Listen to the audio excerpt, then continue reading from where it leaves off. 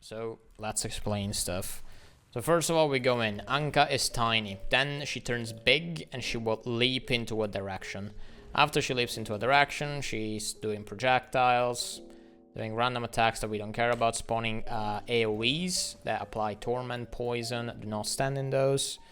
And there is a bunch of different mechanics that happen during the phase. Some might appear, some might not, depending on how the game is feeling and how much damage we have. Because obviously the more damage you have, the faster she phases and the less mechanics she will do. But let's go over the mechanics. So there is a Quaggan bomb attack. She starts to place Quaggans, what seems to be following certain players. So there's giant Quaggan explosion AoEs. What you do is you just move out of them or block them. They do a lot of damage. So do not stand in those, just kind of rotate around the boss, trying to avoid the circles from the explosions while you keep hitting her, obviously. That's going to do a lot of damage. Other mechanics is single fixation on one player. So a single player is going to get this, this fixation, and also their screen is going to turn a different color on the edges. And there's going to be a Reaper following them.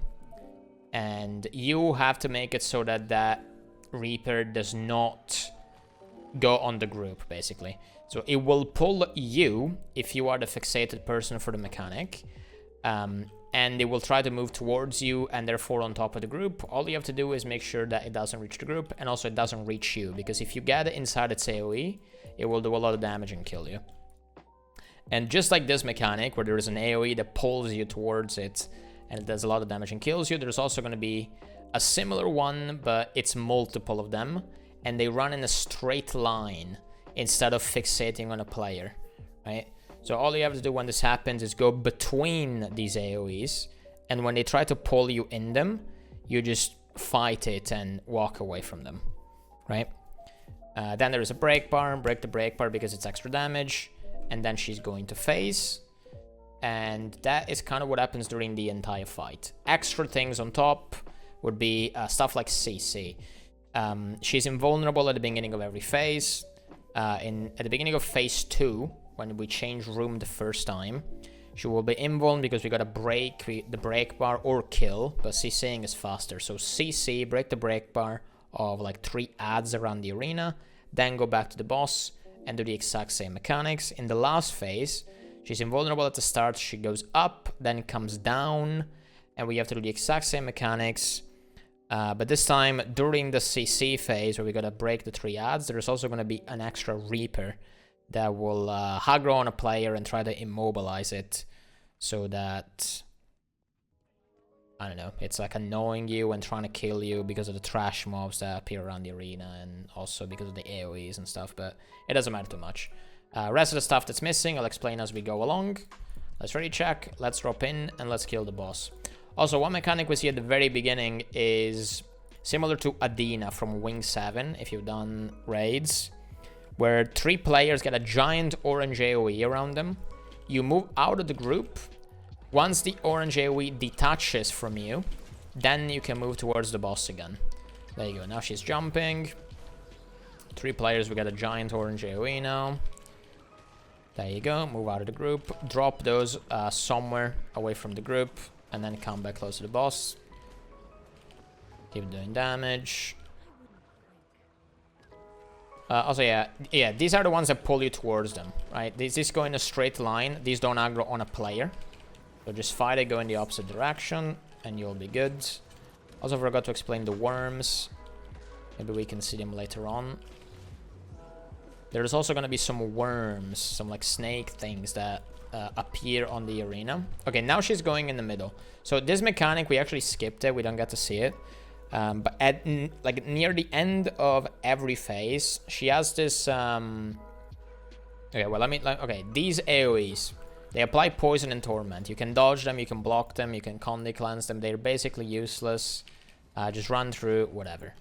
Now we have to CC the adds. While we CC the adds, there is like an infinite amount of spiders spawning that basically do nothing. There is the mechanic at the end of the previous phase that we saw. There's a mechanic she does to kind of try and, I don't know, catch you off guard and like one-shot you. She goes in that giant circle that we saw before she was phasing, or she places 4 of them, and she goes into one of the 4, and she will pull you towards the one she's in.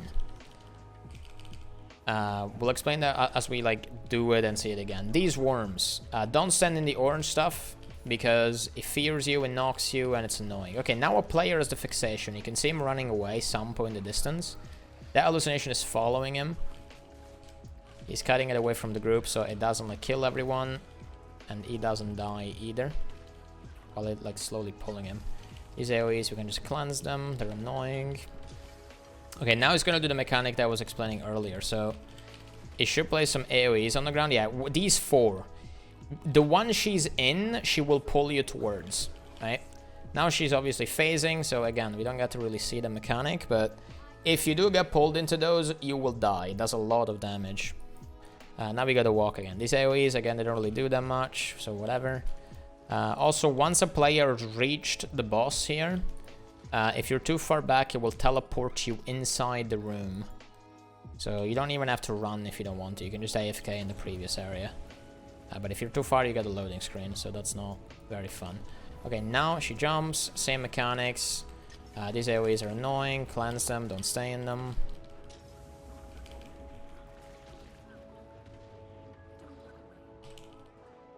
And yeah, hallucination on single player again. If you're fixated, you get pulled towards it. So, you know, don't get pulled too hard, otherwise you die. And also don't make him go on the group. Okay, now she's gonna have a phase. We gotta kill or break the break part of 3 ads again. There's gonna be a million spiders spawning again. Ignore the spiders, just break the break part of these ads. Just walk to them, CC, don't try to kill. Killing is just slower. Just break the break bars. Now go back to the boss. There's also a Reaper, you can see him on arrow marker that I did not place. Arrow marker over there. He's slowly dying from cleave damage. But that guy will fixate on a single person, immobilizing them, trying to make the spiders kill the person he's mobilizing, right? Okay, now she's jumping again. These AoEs don't stand in them. Now she will do the 4 AoE attack again, where she tries to pull us in one of the 4, if she even does it. Yeah, there you go. And we don't get to see it again because she's dead. Yeah, TLDR, stand on the boss. She jumps, follow her. Don't stand in the bad AoEs, the tiny ones.